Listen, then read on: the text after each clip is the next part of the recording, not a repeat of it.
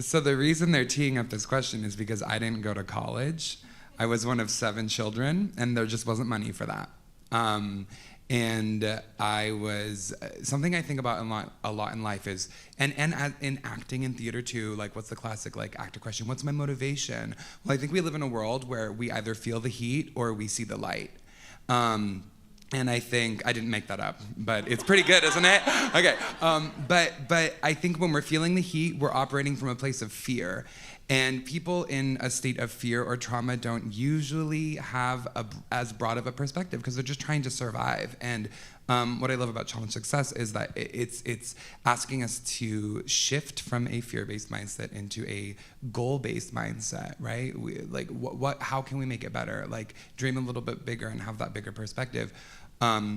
So it's really interesting working with Kyle in that way because I grew up and I was a pretty I would say hardworking student, 4.0 student until I had some mental health issues in high school, and I went from a 4.0 or down to a 2.8 in the span of one semester because I just started getting Fs across the board. And there was this real sense of well, now there's nothing for me, right?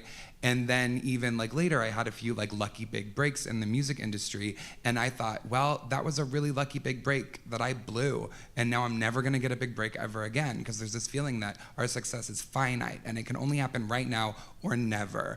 That has turned out not to be true, obviously.